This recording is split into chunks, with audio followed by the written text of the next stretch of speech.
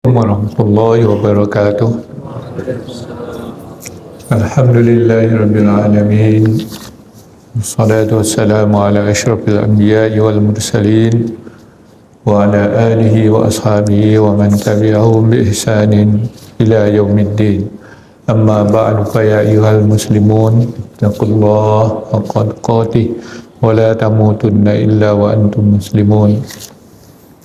Allahumma allimna ma yanfa'una wanfa'na bima 'allamtana. Subhanaka la ilma lana illa ma 'allamtana innaka antal alimul hakim.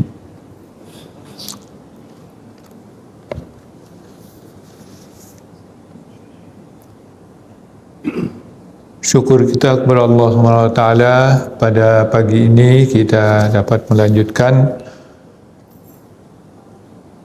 membaca ayat surat Al-Isra, yaitu pada ayat 59. Surat Al-Isra ayat 59. A'udzu billahi minasyaitonir rajim. Wa ma mana'ana an nursila bil ayati illa an kazzaba bihal awwalun. Wa atayna samudan naqata mubsiratan fadzalamu biha wa ma nursilu bil ayati illa takhwifa. Dan tidak ada yang mencegah kami atau yang melarang kami untuk mengirim rasul-rasul, maksudnya bil ayati, dengan bukti-bukti, yaitu mukjizat, illa an kazzaba bihal awwalun, kecuali orang-orang dahulu itu mendustakannya. Wa ataina samuda, dan kami datangkan kepada kaum Samud an-naqah, unta betina, mubsiratan, dapat dilihat, disaksikan, fadzalamu biha, maka mereka menganiayanya.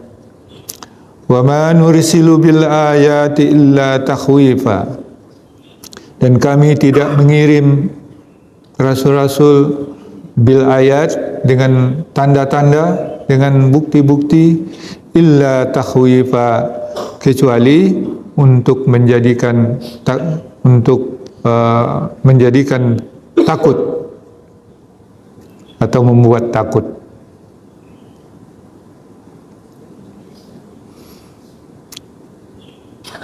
Ayat ini diiringkan dengan ayat yang sebelumnya tentang peringatan Allah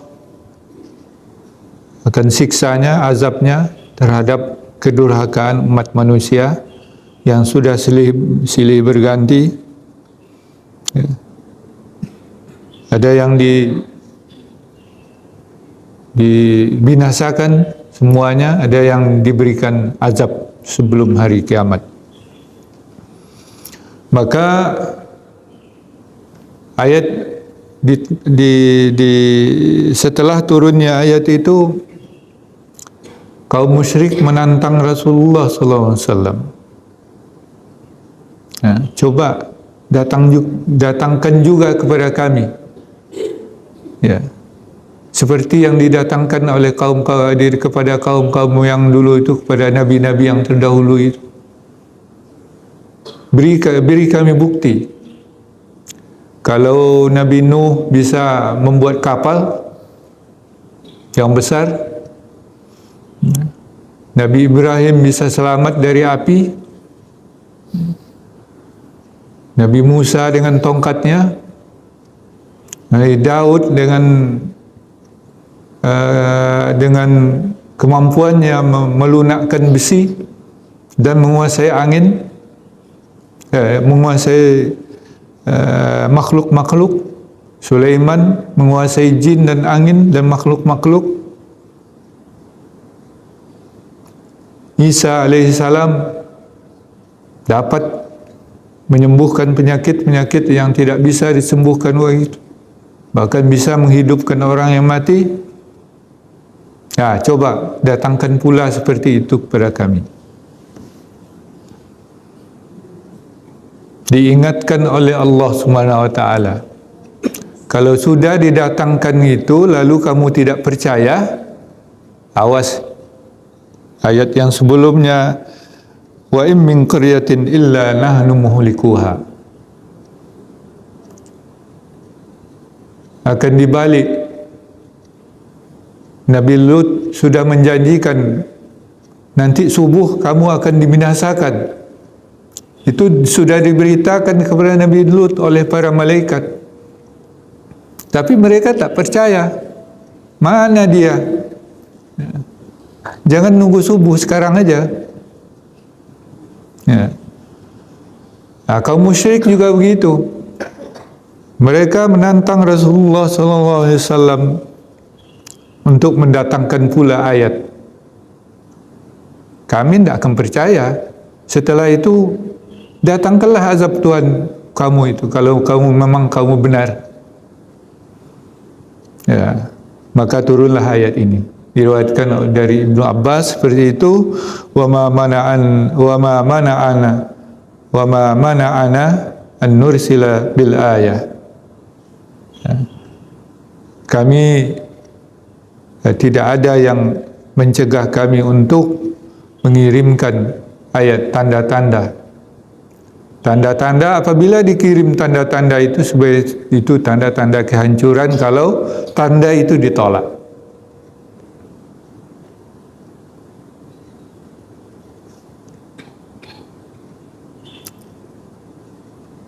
Sebab kalau sudah dikirim seperti itu mereka tidak percaya juga, maka alamatlah itu umat atau kaum akan dihancurkan oleh Allah SWT.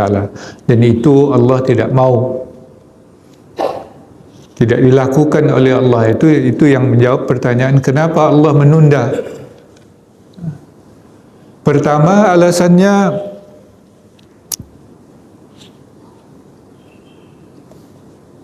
bahawa kalau dihancurkan itu ya habislah semua.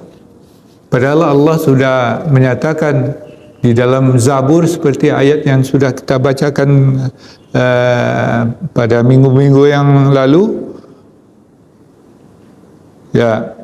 Walaqad katabna fiz zaburi min ba'di dzikri annal arda yarisuha ibadiyas salihun. Nanti kerana bumi ini, kerana Islam yang dibawa oleh Rasulullah SAW, agama yang terakhir, mereka lah ini yang nanti akan mewarisi bumi ini di akhir zaman. Maka Allah tidak turunkan seperti nabi-nabi yang terdahulu itu. Tidak dihancurkan dia. Kemudian yang kedua alasannya, di periode Mekah itu baru periode awal. Kalau dihancurkan itu nanti tidak jadi dong. Sempurna agama Allah itu diturunkan oleh Allah. Sama dengan Nabi Yunus. Nabi Yunus diutus kepada kaumnya di Nawiyah. Lalu sampaikanlah oleh Nabi Yunus ajaran wahyu-wahyu dari Allah untuk beriman kepada Allah. Lalu mereka menolak dengan keras. Datanglah peringatan Allah. Kalau mereka tidak beriman juga, mereka akan dihancurkan oleh Allah seperti dihancurkan kaum-kaum yang lalu. Hari demi hari Nabi Yunus berdakwah enggak juga. Ini bahaya nih guys. Lalu larilah Nabi Yunus. Menumpang sebuah kapal, dan kapal itu syarat dengan muatan, kemudian harus dikurangi muatannya. Jatuhlah kepada Nabi Yunus orang yang harus dilemparkan ke laut. Lalu dia ditelan oleh bumi, oleh ikan. Nabi Yunus selamat. Setelah selamat, ternyata kaumnya sudah beriman. Jadi tidak jadi dihancurkan oleh Allah SWT sebab kaum Nabi Yunus itu sudah beriman dia. Maka tidak jadilah datang azab Allah SWT kepada mereka. Ya. Demikian juga di sini. Kalau Allah hancurkan kaum musyrik di Mekah itu, tidak jadi sempurna agama Allah SWT. Dan seperti itulah kira-kira, dan diberi contoh di sini, kami datangkan kepada Samud itu unta betina, unta besar, yang lahir dari sebuah bukit. Entah dari mana datangnya, lalu dia membawa air susu yang banyak, padahal tidak ada anaknya. Itu kan mukjizat, dapat mereka lihat dan dapat mereka rasakan. Tapi dilarang oleh Nabi Saleh supaya jangan diganggu unta, biarkan dia, karena mereka punya satu mata air, satu sumur, minumnya banyak, tapi air susunya juga banyak. Bila dia minum, ya, dia ada laha syirbun